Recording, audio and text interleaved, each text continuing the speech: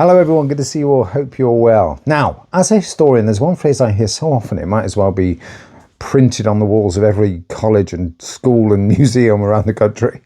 And you all know the one, history is written by the winners. And people say this to me with a kind of, knowing wink, as if they've just sort of revealed the secret code that explains the entirety of the past, from the Roman Empire through to the Cold War or whatever. So it's a kind of universal solvent. You kind of pour it on any historical debate and the debate itself completely dissolves. But here's the problem. It's wrong. Not just slightly wrong, completely wrong. It's a slogan, remember. It's not a principle.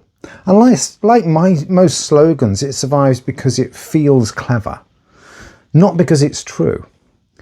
If history really was written by the winners, half of what we know wouldn't exist. In fact, some of the most detailed, vivid and influential histories we have written by people who lost, and not just lost catastrophically. This slogan is comforting because it makes the past sound very simple. It suggests, you see, that all you need to do is flip the narrative and you'll find the truth. But the thing is, of course, the past isn't simple. It's contested, it's messy, it's full of voices. There's loud ones and quiet ones and forgotten ones and rediscovered ones. So what I'll do today is dismantle this slogan properly. We'll look at what it claims, what it ignores, and why it is such a seductive piece of intellectual junk food.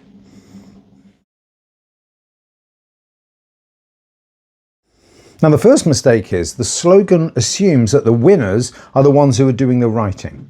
But the thing is, for most of human history, the people who won the battles, who conquered territories or built empires or whatever, they were illiterate. They were uninterested in record keeping. They were too busy ruling, fighting or drinking, or often dead before they had a chance to write anything down. The people who actually wrote history were monks and bureaucrats and chroniclers and poets. And these people weren't winners. They were archivists and storytellers and administrators, intellectuals, these kind of people. Often as well living centuries after the events they describe. If you look, for example, at medieval Europe, the winners were kings, dukes, warlords and mercenaries. But the writers in the cold scriptoria, copying texts by candlelight and so on, often with no military experience whatsoever, they were the ones who wrote everything down. If you take the Roman Empire, and I'll give you some examples of this, the winners, if we take this, phrase to mean anything, but the winners were the generals and the emperors. The writers, the ones who wrote the histories, were senators and exiles and bored aristocrats with too much time on their hands and too many opinions. Look at the Mongol conquests. Now, the winners, the Mongols, these were horse archers who could ride, 100 miles in a day. The writers of the history, however, they were Persian bureaucrats who were trying to make sense of the chaos that had erupted around them. The idea, that Julius Caesar sort of sat down after a long day of conquering Gaul and thought, time to write the official version of history, that's nonsense. So the thing is, most winners didn't write history. They commissioned it, they ignored it, or they often never knew it even existed. So the thing is, history is written by the literate, not by the victorious.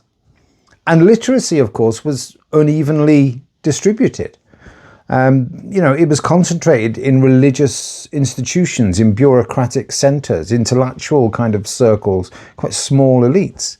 And these groups have their own agendas. They have their own biases, their own blind spots, none of which map neatly onto this idea of victory. If anything, winners often hated what the historians wrote. Emperors exiled historians and kings would ban various chroniclers and so on. The church authorities, of course, famously would censor texts.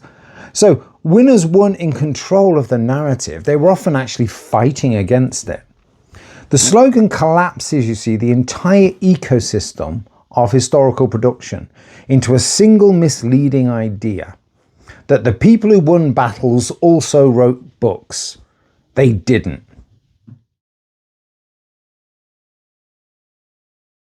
Now, furthermore, some of the most influential histories ever written come from people who lost very badly. If you look at someone, I'll use some examples like Thucydides, who's an Athenian. Now, Athens lost the Peloponnesian War, but his account is the one that we use. Sparta won the war, but Sparta didn't write the history. Athens wrote the history, and Athens, of course, wrote it much better. Look at Tacitus. Tacitus wrote under all these emperors, of course, that he absolutely despised.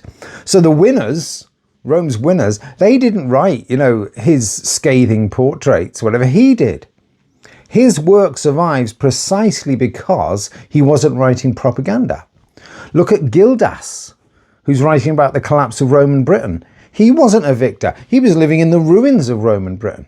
But his account is one of the few that we have. You could say the Jewish chroniclers of the Babylonian exile. Now, they lost absolutely everything. You couldn't be more of a loser than them. But their writings shaped half the world's religious imagination. Again, and remember, there are dark sides to this as well. Look at the Confederacy. They lost the American Civil War, but they wrote this entire sort of lost cause mythology that dominated Southern memory for over a century. Again, so history is full of these losers who write their version of events and often write them much better, more passionately and more enduringly than the winners ever did.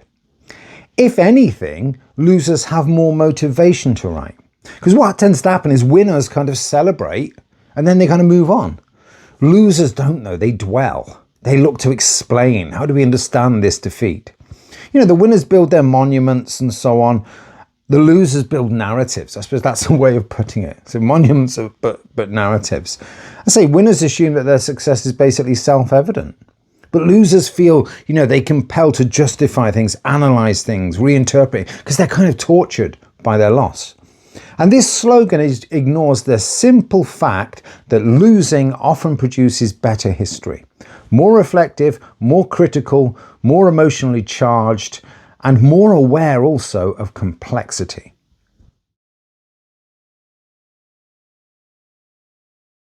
Now, even when winners do write history, they don't control how later generations interpret it.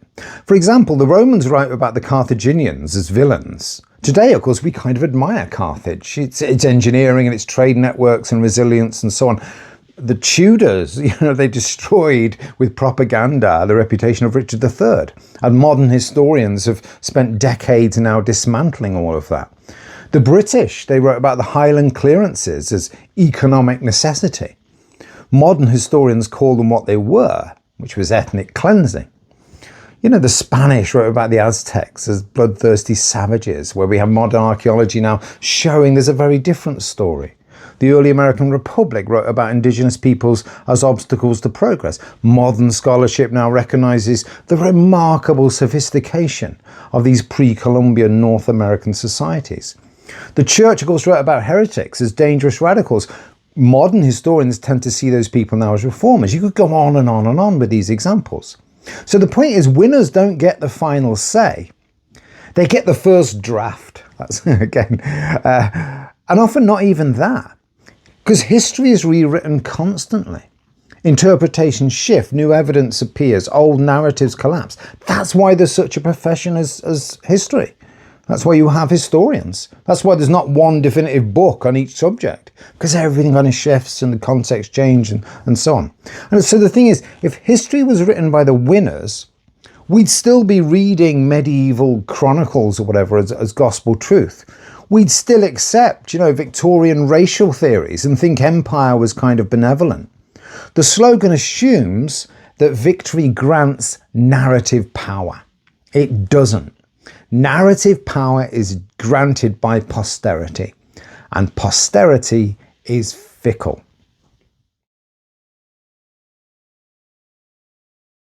So if the slogan is wrong, what's the real principle? Well, it's very, very simple. History is written by the people who care enough to record it. History is written by the persistent, by the obsessive, by the people who refuse to let their version of events die. And crucially, history is rewritten by every generation. Winners don't write history, people write history. And people disagree. You might have noticed this. They reinterpret, they revise, they argue endlessly. That's why history is a living subject. It's not dead and dusty, as often people think. It's alive. That's why it changes, and that's why it matters. So the slogan, history is written by the winners, is comforting because it makes the past sound very simple. As if all you need to do is look at what the official narrative is and then flip it over to see what the opposite is, what the loser's narrative is, and theirs is going to be the truth. But the past isn't simple at all. It's contested, it's messy, all these different voices and so on people have. So history isn't written by the winners, it's written by the survivors. The curious, the angry, the determined, the people who essentially refuse to shut up. And I'd say, personally, thank God for that. Thanks for watching, everyone, and I'll see you all again next time. Take care. Bye-bye.